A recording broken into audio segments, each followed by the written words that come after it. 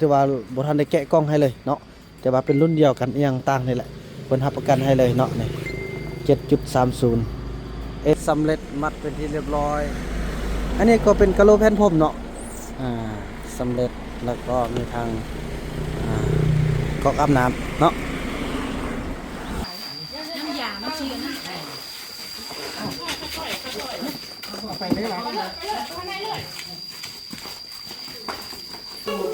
หาจี้บุญเอ้ยเจอไอ้บุญนี่มาเอาเข้าไปได้ทุกคนนะสั้นๆเลยโอเคแล้วก็เอาเวลาเขาขุ่นมาเดี๋ยวแล้วเอาสิเนาะให้ได้เลยเนาะได้แล้ว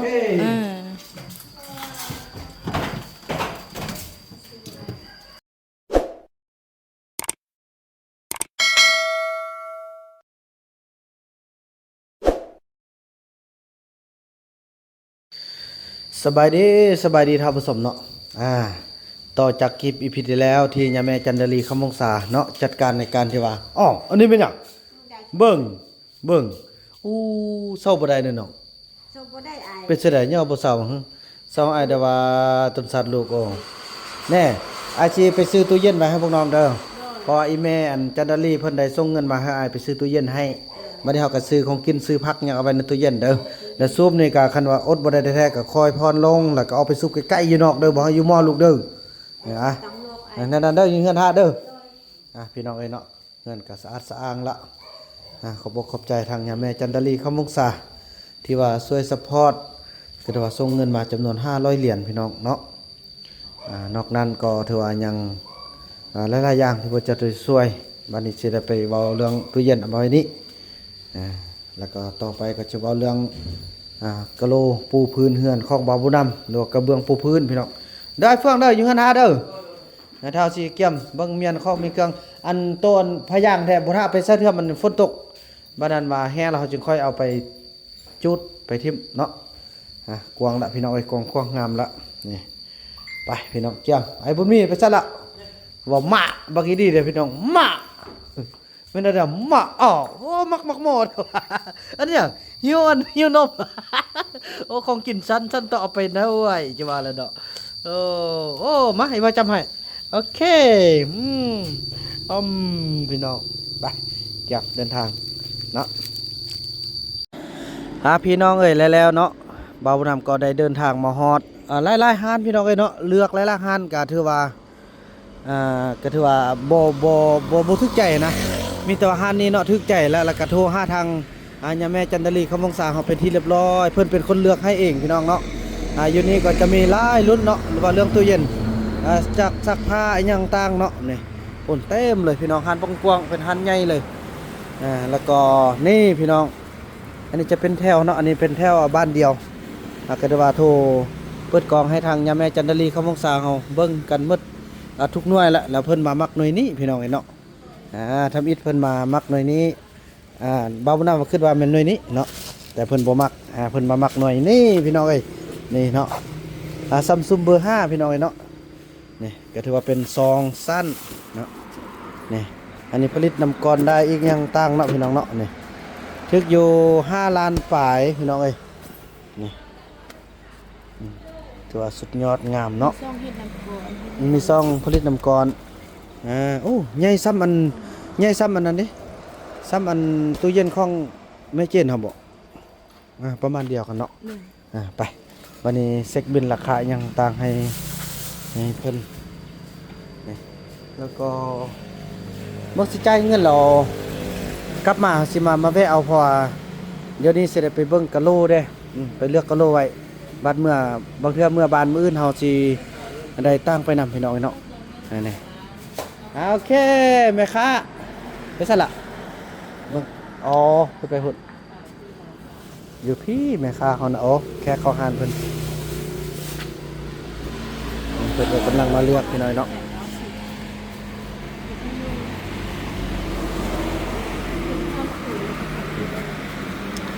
ถือว่าได้อันนี้แหละ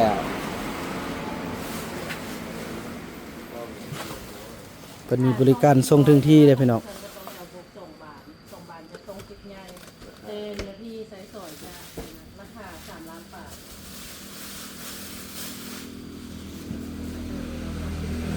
น้อยกระทัดรัดอันนั้นเนาะ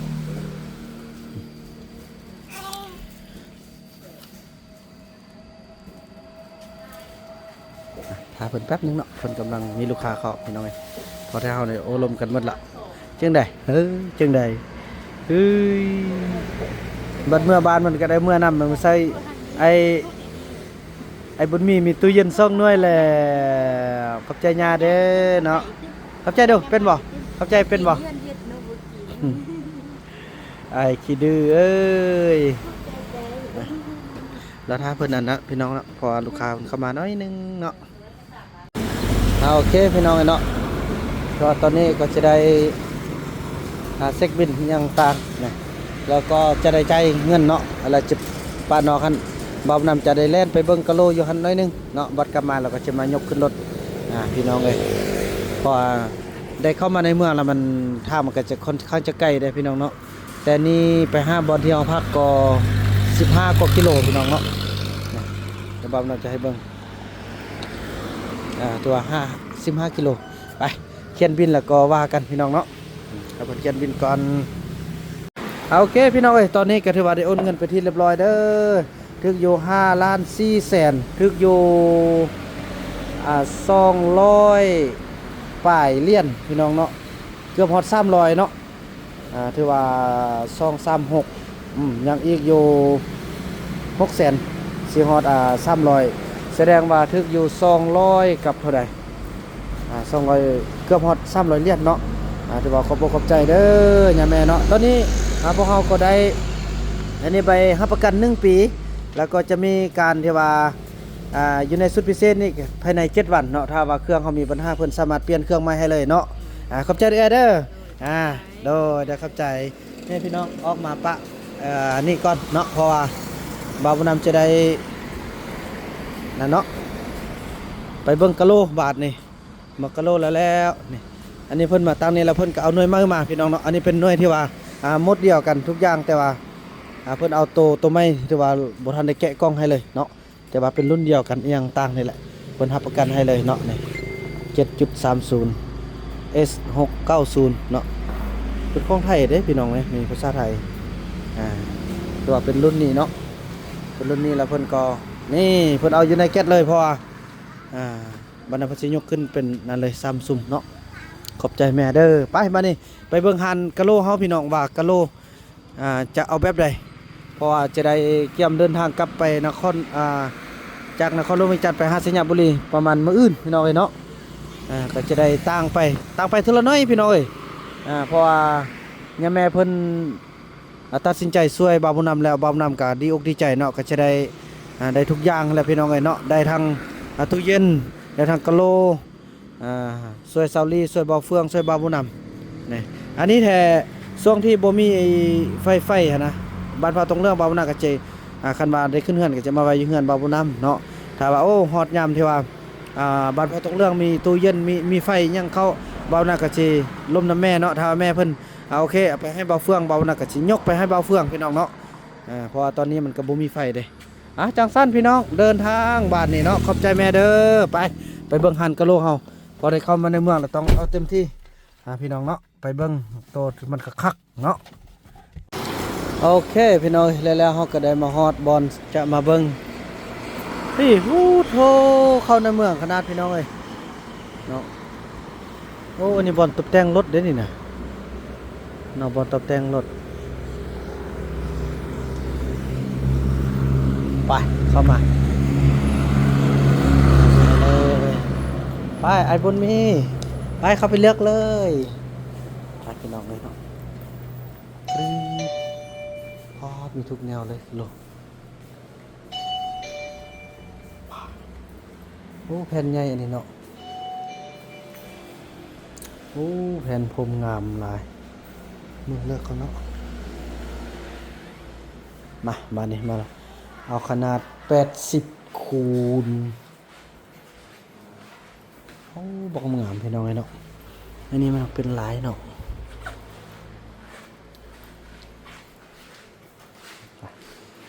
สอบมากันหน่อยพี่น้องแผ่นพรมเนี่ย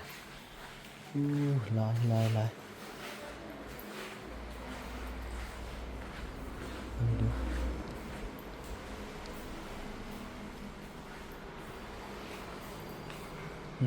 อ่ะพี่น้องเอ้ยเราเลือกกันเนาะโอ้ไอ้บุญมีนอนละโอเคพี่น้องแล้วเขาก็มาเลือกเนาะได้นี่พี่น้องเนาะถืออยู่แผ่นละ55,000 กีบพี่น้องเนาะนี่เขาจะเอาสีข้าวแบบนี้แหละสีข้าวล้วนเลยพี่น้องมีหลากหลายให้เลือกเลยพี่น้องแต่ว่าบัตรสิกลับก่อนเนาะบัตรสิกลับก่อนชื่อมาไว้เอาพอมันเป็นทางผ่านพอขนาดที่เอาขึ้นมานี่พอตู้เย็นเขาก็ยังอันนั้นนะได้ยังตั้งแล้วก็ซื้ออันนั้นอุปกรณ์ห้องน้ำเรียบร้อยพี่น้องมื้อนี้แท้ให้มันได้อันนี้ก่อนโอ้มีประตูนี่เด้ประตูมีรหัสมียังตั้งพี่น้องนี่ได้นี่เนาะเบาน้ำมักตัวนี้พี่น้องเนี่ยตัวนี้เนาะอาบน้ำเครื่องปรับน้ำอุ่นเนาะนี่เอาตัวนี้ไปใส่พี่น้อง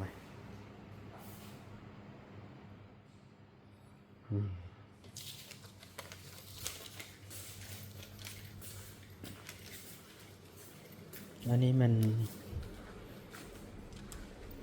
นั่นนี่ลบลายพร้อมเนาะโอ้งามน้องมาเบิ่งอันนี้ได้เนี่ยพี่น้องจะท่ามันเบิ่งเนาะอันนี้เนาะโอ้งามเลยเนี่ยระวังเดินทางไปหาตู้เย็นพี่น้องเอ้ยรถหลาย รถติดได้พี่น้องเนาะโอเคพี่น้องแล้วก็ถือว่าได้มาแวะเอาตู้เย็นเนาะสำเร็จมัดเป็นที่เรียบร้อย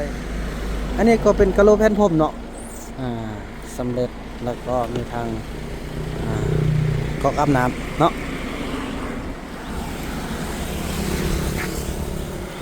ไปวันนี้ค่อยเดินทางพอท่ามันก็ง่ายแล้วแหละพี่น้อยทางกระทางผู้ยางจักสิแหละไปบาทนี้เรียบร้อยเดินทางเลยไอ้บุญมีแวะ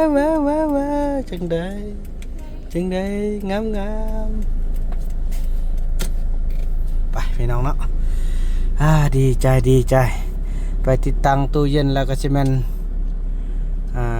ไปซื้อของอยู่ของกินใส่มื้อพุ่นแหละพี่น้องเอ้ยจะได้เดินทางกลับบ้านเนาะไปเอายาพื้นเมืองพอยาพื้นเมืองเฮาหมดแล้วพี่น้องเอ้ยไปเดินทางพบกันตอนต่อไปโธ่พี่น้องเอ้ยได้บ่ใส่กันอันเนาะจะให้มันเหมือนเมี่ยงหลายน้ำยามาชีกันนะไปเลยหรอ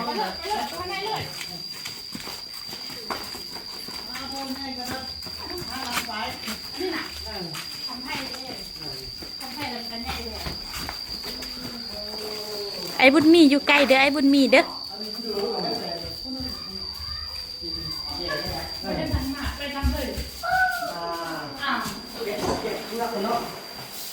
เก็บเปลือกก่อนฮอดแล้วมันแล้วขอบคุณใจเด้อแม่เนาะที่มาช่วยมาถึงแล้ว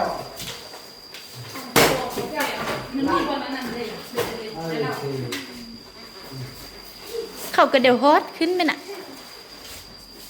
โอ้โหพ่อหลบผ้าเลยเด้อมัน โอ้ผ้าโอ้ได้บนจิกน่ะเนี่ยได้ทำไปจิกข้างๆนี่เนาะไม่เลยนี่เรียบร้อยสบายหน้า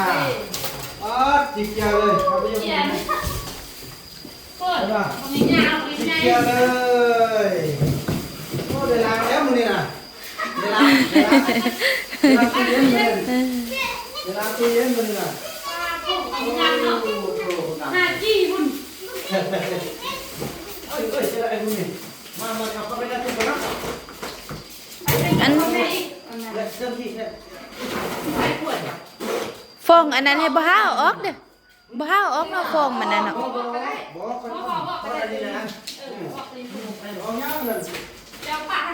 ไอ้บุญมีเอาใกล้เด้อไอ้บุญมีน่ะเด้อ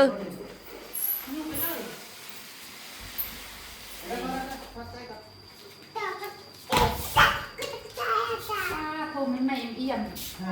เลย อันนี้เท่าไหร่ ตัวไหน ซุปเรื่องอะไร ซุปไม่ทราบ สามหู จะมาต้องเสียบตัวไหนเสียบ3หูและอันนี้2หูมันไม่ได้ เนาะ แม่ จักสิบ่ เอาตรงได้ซื้อตกเสียบ3หูอันนี้มัน2หูอยู่อันนั้นแบบนี้ หรือมันคือว่ามันคือสัตว์ที่แท้เลย ปกติเสียบจะทำคักแท้อันนี้มันโดนนั่น เฮ้มันบรรดาคณิตจะเอาเส้นเอาที่โปรแกรมมาใส่ต้องการเลยโอเคแล้วก็ฝึก เสียบไปดอก เอา เวลาเขาขุ่นมา เดี๋ยวแล้วเอาสิเนาะให้ได้เลยเนาะ อย่างนี้อย่างคอน ได้แล้วอ่า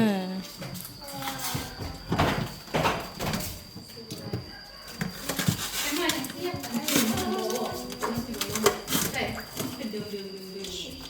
บอกต้องเขาเนี่ยบอกไอ้ตัวแต่เลยนับเลย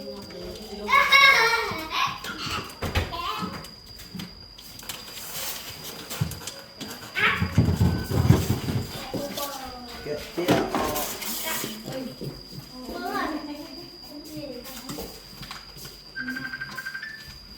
เจ้าก็ทำแบบนี้น่ะเจ้าก็ทำแบบนี้ตู้บนนี้ตู้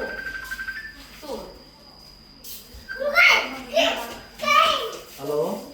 เฮ้ยอัน เดี๋ นี้ ยว โอ้ เดี๋ยวแกไป โอ้โดยโดยเฮ็ดโมเดลเลย นี่นะ โดย จะได้ เจ้าต้องไปอยู่เข้าข้างนำเลยโดยนั่นแหละแม่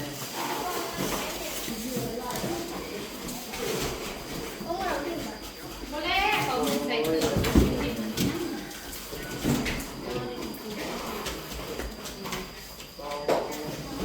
โดยคอยคือวันใหญ่ โอ้ลูกไฟตับลูกไฟ นี่คือ อ้าวนี่แหละโอ้นี่เอาเลย ทราบว่ามือ อีก ยิ โอ้มันมีบอลเลย งหมดเลย นี่โอ้เดี๋ยวพี่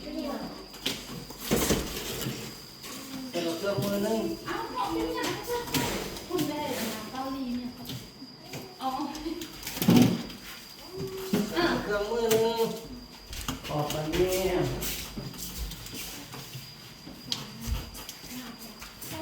ได้ยินได้บ้องห้องเด็กเนาะได้บ้องห้องนี้เนาะจับจิ้มจับจิ้มจับจิ้มจับ นี่แบบเขาติดอันเพื่อมันยันไล่เวลาเขาเคลื่อนไหวนะเนาะ คือเจ้าอันปูเมื่อไหร่ปูหวาน ผู้สาวที่ ปูมือเศร้า อ้าวก็นั่นผู้มีสิบอกบ่ สตาร์เตะไม่ดื้อดื้อก่อนนะฮะมีคนเว้ยนอนไม่หลับ เจ้าที่ไหน ตัวเก่าที่เดี๋ยวแล้ว โอเค บาดีสำเร็จ หนึ่งห้องเพิ่ม ดีงามเนาะ เลย พอดีอัน แม่เป็นเรือ ตัวนี้เอาไว้ให้น้ำกรค่อยมักให้น้ำกรกิน ไอ้ดึงเอาออกมาก่อนได้ปะเขา ต้ กิ น น จะมาที่หมานใจเครื่องเราวันนี้เครื่องบริใจ โอเคเรียบร้อยขอโทษมือนึง จะทำสำหรับใจเครื่อง เอารถจะเลย มือนั้นคุณอ่ะเราบริใจ เอารถจะเล มัน ย มีเครื่องสำหรับเอาไว้นั่นเลย จ้าแม่ลงไม่ได้เลยลูกอเมริกันเลยคือซิมิโอ ซึ่งมันไงหนัง ครบพร้อมใส่ นี่คือเพิ่งมาดี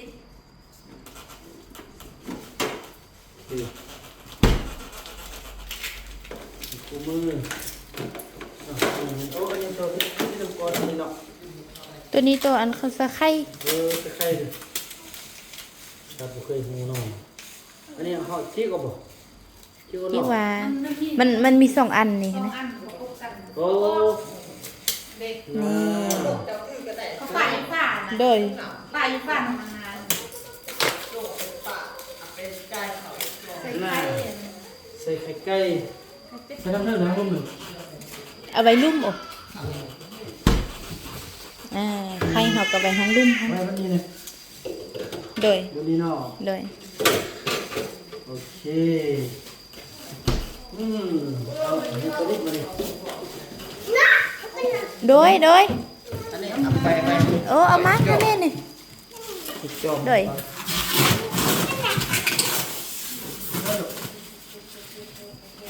พร้อมใส่งานจบภารกิจมีจะไปซื้ออันปลั๊กไฟซ้ำซ้ำปลั๊กก็ ออกก็ได้ที่บางเสียบ บ่เอาตัวซ้ำปลั๊กไปเสียบใส่ไปเสียบใส่ตัวนั้นเดี๋ยวปลั๊กไฟซ้ำปลั๊กเบิ่งทางนี้มีบอกอยู่มีบ่มีจะสองพี่น้อยเนาะก็ถือว่านั้นแหละแม่เอ้ยก็ถือว่าตอนนี้ก็ถือว่าเครื่องก็ถือว่ามาฮอดเงินไปที่เรียบร้อยขอบใจอีแม่เลยลูกขอบใจอีแม่เลยขอบใจแม่เด้อ ใจเด้อ แม่จันดาลี แม่จันลี พี่น้องเอ้ยตอนนี้ก็ถือว่าในบ้านงานนี้ที่มาบ้านซีอะไรที่ลงมาไว้ตู้มันจะบ่เน่าเลยบัดนี้เวลาพวกน้องจะกินพวกเราก็ออกไปคั่วกินเลยเด้อสะดวกสบายเลยพี่น้องเนาะขอบคุณขอบใจมาณที่นี่ด้วยขอให้แม่อยู่ดีมีแห้งเด้อขอให้ร่ำรวยช่วยเหลือชาวลีช่วยเหลือบาวผู้นำช่วยเหลือลูกหลานในครั้งนี้ขอให้แม่ได้กลับขึ้นมาเป็น100 เท่าพันเท่าเด้อแม่เด้อสาธุเนาะผมเจ็บอย่าแสดงผมไข้สริมีกินอย่าได้บกจกอย่าแสดงแห้งเลยเฮ็ดอันใดไปอันใดก็ขอให้ตลอดปลอดภัยขอให้มีแต่ความสุขความเจริญสุขกายสุขใจเด้อแม่เด้อคลิปนี้ลูกขออนุญาตจบคลิปกันซ้ำนี้ก่อนเนาะแล้วก็ว่ากันในคลิปต่อไปคลิปนี้ลูกผู้นำขอกล่าวคำว่าสบายดีบ๊ายบาย